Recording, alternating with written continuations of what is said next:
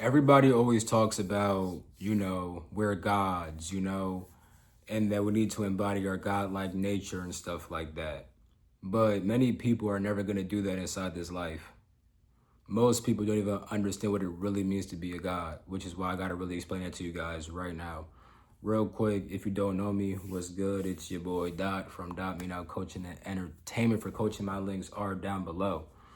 When it comes to gods, right? I've actually interacted with these beings by leaving my body. I've interacted with eternal, celestial gods, supreme gods, as well as the destroyer gods like deviants, aspirants, titans, overlords. You know what I'm saying? There's different kinds of godlike beings that all have their different levels of power.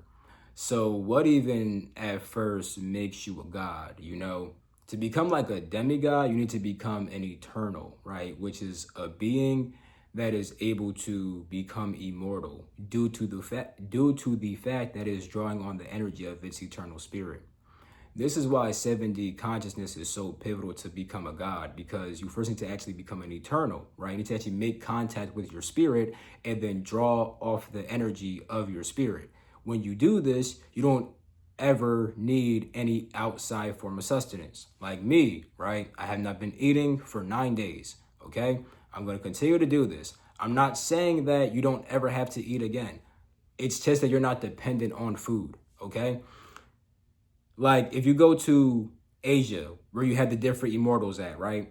Sometimes they may freaking appear in front of you in thin air and then eat some bread, but at some point they're gonna fucking disappear in thin air too. You're like, what the fuck just happened? That's because they're not bound to food, You can enjoy food for taste, right? But when it comes to actually gaining your energy, you should be able to sustain yourself off your spirit. Once you're able to do this, you don't ever have to die.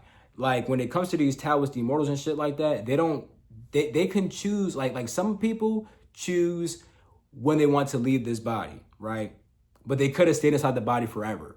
Other people choose to take this body with them and turn this body into a spiritual body.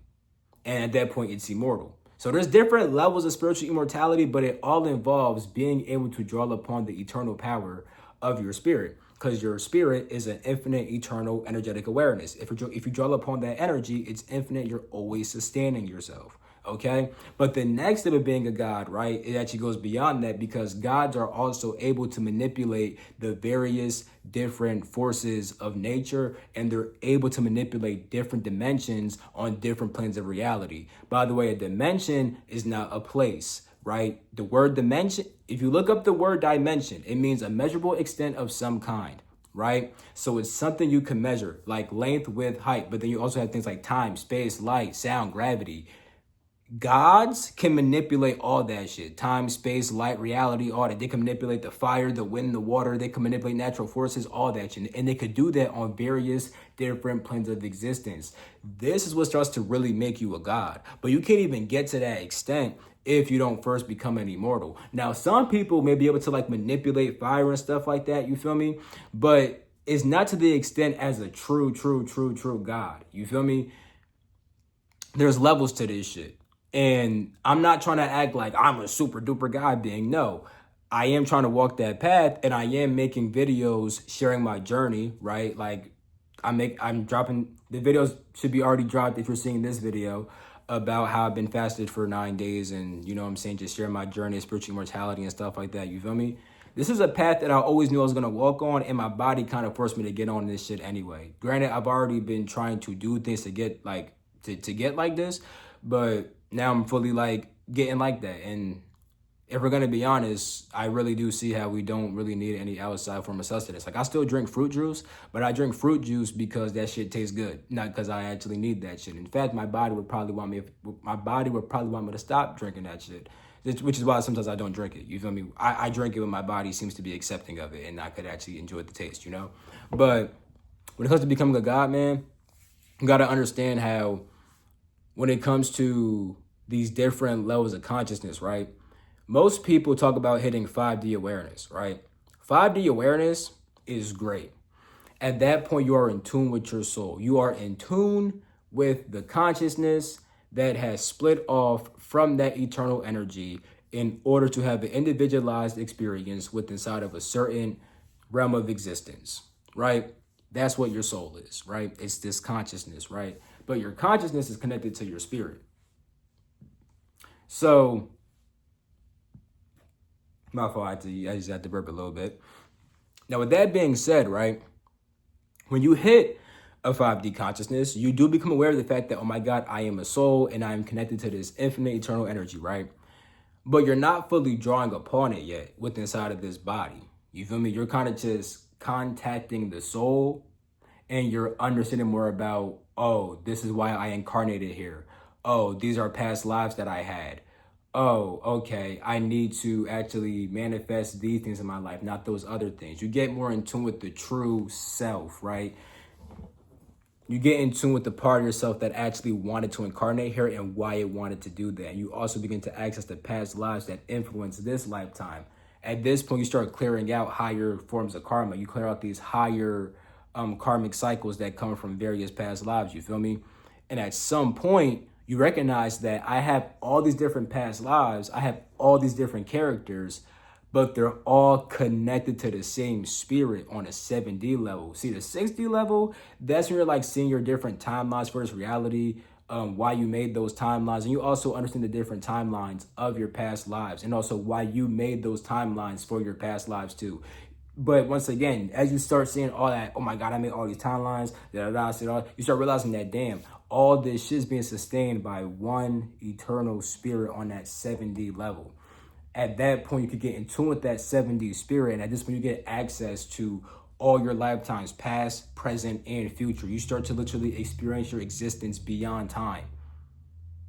You exist beyond time and you become eternal, right? And as you have that awareness, right, once you become aware of that, you can begin to actually root inside that awareness. You can begin to root inside your spirit and then start to bring the energy of your spirit down into this physical vessel. This is going to take work though, because if your body's toxic, it cannot sustain itself off of this subtle energy. Granted, as you attain higher levels of awareness, your body should naturally begin detoxing anyway. Because so when it comes to these different densities of awareness, right? Like a 5D awareness, that's being aware of the fifth plane of existence, right? And as you're aware of that plane, you start to draw energy from that plane. Now, some people will hit like 5D, but then just like go immediately back to some other density. You feel me? And that's the reason why they might not do the full detox, because they're not constantly drawing upon that energy. But the more you stay inside of a certain awareness, the more you draw upon the energy of that plane and the more it starts to affect your body. And if your body's toxic as fuck, it's going to either it's going to force you to stop observing that plane, or it's going to likely get sick and start detoxing certain shit. So that way it can feed off a higher energy and stuff like that, you know? And then once it does that, you're able to actually root inside that plane even more and actually have your body draw upon that energy. At some point, you could even take your body to that plane with a higher level of mastery. I strive to get there, but I'm not going to act like this. I mean, it might happen sometime soon, but in my head, I think that shit take mad years of training. I don't really know how the fuck that shit go, if I'm going to be so real. I just know I don't got to eat shit. You feel me? So, yeah, bro, being a god, bro, really does deal with 7D content. That's where it all truly starts at, because now you truly are drawing upon your spirit.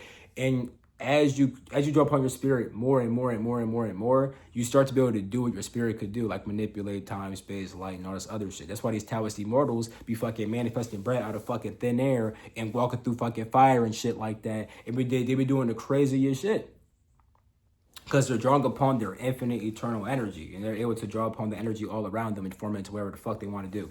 You see what I'm saying? So that's what it means to be a god. This is why 7D consciousness is needed for that.